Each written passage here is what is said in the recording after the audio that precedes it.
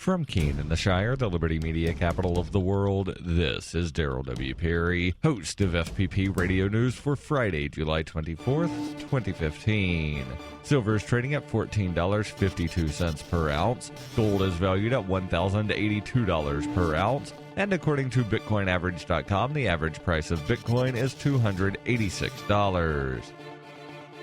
And War.com reports the recent bombing attack in Syria, Turkey appears to have been a wake-up call for the Turkish government after months of relative ambivalence about the Islamic State's growth on their southern border. Yesterday, a border clash erupted between the military and the Islamic State forces, leaving at least one soldier slain. One the Islamic State fighter was also killed in the attack that followed. This sudden realization that they have a long border with the Islamic State Caliphate and that this might be a problem has the Turkish military scrambling to secure that border, digging a 365-kilometer ditch along much of the border, setting up reconnaissance drones, and installing some 150 kilometers of modular walls there. The military is also deploying fighter jets and tanks to the border region, anticipating more cross-border attacks by the Islamic State forces, a problem which opposition figures say Turkey wasn't taking seriously until the most recent round of attacks. Turkey has long been the route of choice for the Islamic State recruits to enter the caliphate, and with Turkey openly endorsing the Syrian civil war, they've done little to prevent the recruits from crossing. This recent tension along the border may serve to slow the Islamic State's recruitment.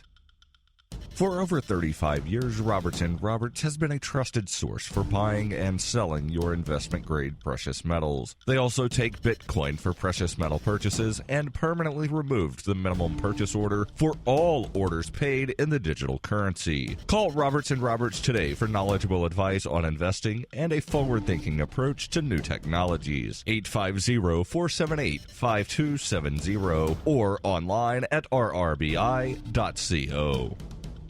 UPI reports British police were again reminded Thursday of Europe's immigration crisis when they discovered the body of a young man on top of a commuter train headed from France to Britain. The body was discovered after the train arrived in the town of Folkestone, though investigators believe he likely died shortly after climbing atop in France. Investigators were not immediately certain of the man's identity or exactly when or how he died. Thursday's discovery follows a rash of other incidents involving migrants traveling across Europe, including one earlier in the month in which 3 people were injured after officials say they broke into the train's tunnel and tried to stow away.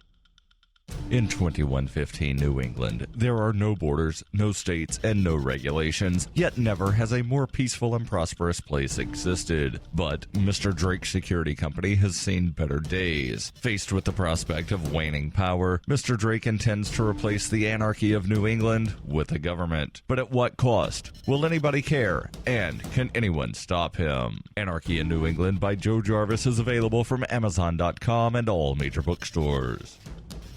Reuters reports the president of the U.S. military's medical college says he took swift action after he learned in 2013 that John Henry Hagman, a former Army doctor teaching there, was injecting students with hypnotic drugs, inducing shock by withdrawing their blood, and performing rectal exams in class. Hagman was escorted off the Uniformed Services University campus in Maryland, and the college quickly offered students blood tests to determine if they had been exposed to any diseases. School president Charles Rice also said the college launched an internal investigation into Hagman's conduct, and it forwarded information to law enforcement authorities and the Virginia Board of Medicine, which revoked Hagman's license last month. Rice said, "We took immediate steps, but records reviewed by Reuters, including the university's own investigation, showed that school officials had known of Hagman's teaching methods for more than 20 years. The records also show that 3 faculty members sat in on Hagman's course in 2012, but did not alert their superiors despite witnessing practices that the school has since banned. One former dean even pushed to have Hagman court-martialed in 1993 over similar allegations. According to the school's internal review dated December 2013, the university's culpability cast a wide net. The document includes 27 pages of finding and 45 exhibits that total more than 350 pages. In sworn statements that are part of the report, unidentified colleagues offered varied descriptions of Hagman, an iconoclast and a cowboy, someone who had an almost magical spell-like effect on people, and an officer on a righteous mission impatient with government rules. This has been FPP Radio News, online at fppradio.com.